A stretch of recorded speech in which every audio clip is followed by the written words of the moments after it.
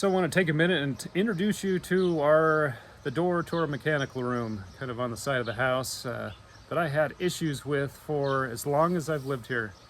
Just barely fixed it like a couple weeks ago, but it brought up to my mind some interesting facts that I thought could apply to my life and probably everyone's life. For many years, it's hard to see here, but for many years this door gave me grief. Every time you'd go to open and close it, it would stick at the top because there was issues, and I didn't take the time to figure out what the issues were. Here at the top, it was rubbing, so I thought what it would take, I have to go get my planer and repaint the top of this and, plane off that edge of that door. Now you can see as I open the handle, it doesn't rub, it opens and closes very easily. It's not a problem. Well, finally was in a position where it was time we thought about, we're selling the house, and so I thought about fixing all the things that might come up on an inspection report. So let me show you here. So all it was, I opened the door here, you can hear the mechanical equipment running. All it was is this, the hinges, they have teeny little screws in the hinges. All I had to do was get my cordless drill and remove those teeny screws. You can see they're newer screws, and put in deeper, 2.5 or 3 inch screws into the frame to hold that hinge closely against the door frame. And now it closes perfectly. So I was thinking about that. What kind of nonsense did I have to go through we've lived here for almost 5 years. The grief, the pain, didn't cause me pain, but it was like frustrating. But what I put up with, because I thought, oh, that's just the way it is. I don't have the time, I'm too busy. I just resigned myself to the condition of that door. I knew it could be improved, but I didn't really want to spend the time because I didn't think it was worth the effort. Did the quality of my life improve because it took more time, like I say, to get the tools than it did to fix it? Cordless drill, take the screws out, replace it, 10 minutes. And yet, after 5 years, I could have easily fixed it 5 years ago. And yeah, it's a door I use probably, especially on a Saturday, 2 or 3 times a day, checking on things, making adjustments, pool equipment. So yeah, a simple little fix. And so, does this have an application to our lives? There's doors and houses that we are constantly having to repair, improve, fix.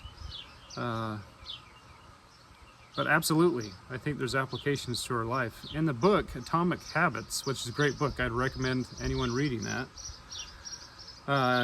He talks about, just like the title of the book says, it's very, very small changes, atomic, they're very, very small. When you put those in place, they have huge compounding effects in your life. So, on a very small scale, my quality of life was improved. Every time I go to open and close this door, I think about what a pain in the butt it was before, and now how nice it is. So sure, it made a change, and very, very small, atomic probably, change to the quality of my life, but it's better. What if my whole purpose in life was to make this house run 100% efficient? And it is.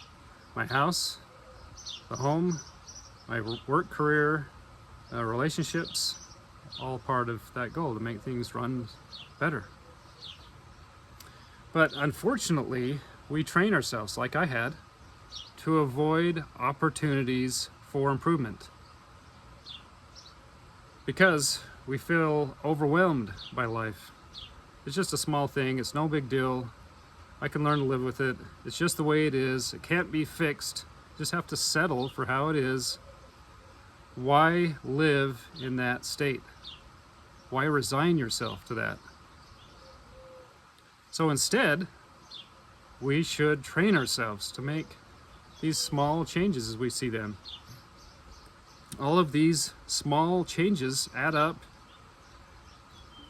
to improvements, the improvement in your life will explode. If you see something out of order and it only takes a couple minutes to fix it, do it. Train yourself to look for these things and do them. Train yourself. You know, it's the easiest wins. It's free money. You know, it's like going to the bank and saying, hey, I'm here for my free samples. I work at a bank. You know, you can say that, but I know what will happen.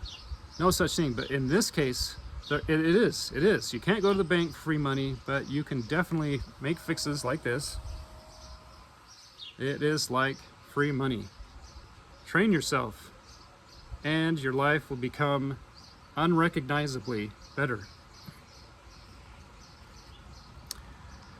So, do we have things in our life that are like this door here that aren't quite right, aren't 100%? Just needs a little fix, a little attention to fix it. And a lot of times we might think it's a small fix, but in God's eyes, it's not a small fix. It's a huge thing. You know, in the Book of Mormon, Alma was giving advice to his son Helaman before he let him take over. And there was some special records that became the Book of Mormon that he was entrusted with, and he was going to pass that down to his son. And he wanted to emphasize that he might think this was a small task or a difficult task to write a history down on metal plates, but how important it was.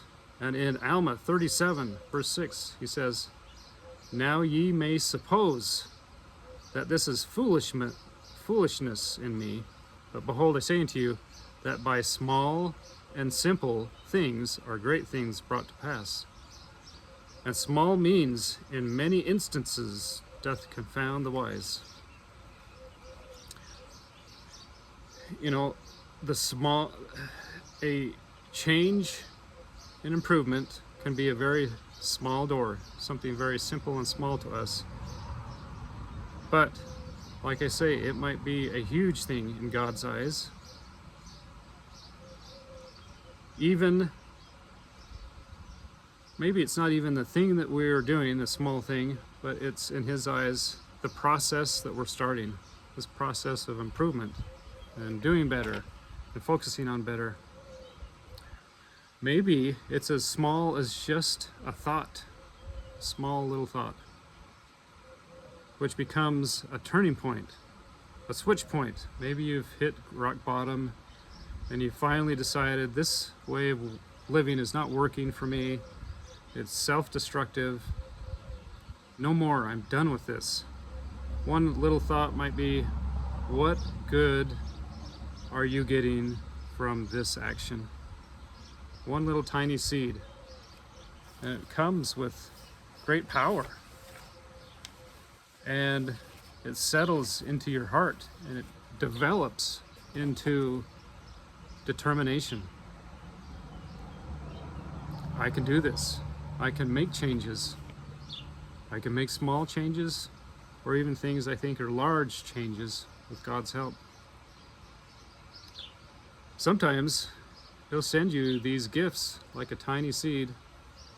Like if you ever had a poppy seed muffin, those seeds are so small.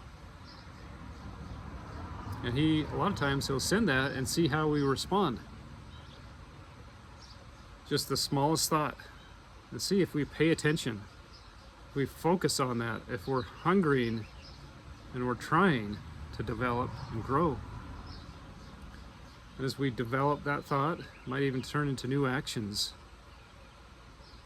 And that thought, that small little thought, can develop, sprout, and grow into a new life where you have a new life, a connection with God, where He can send you things and you'll listen and grow from it.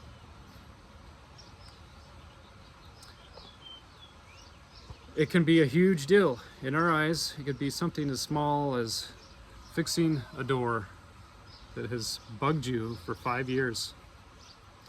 We should train ourselves to make small changes The path to greatest accomplishments in life is filled with small little fixes. It's like free money. It's the lowest hanging fruit. And if you train yourself to do that, your life will become unrecognizably better.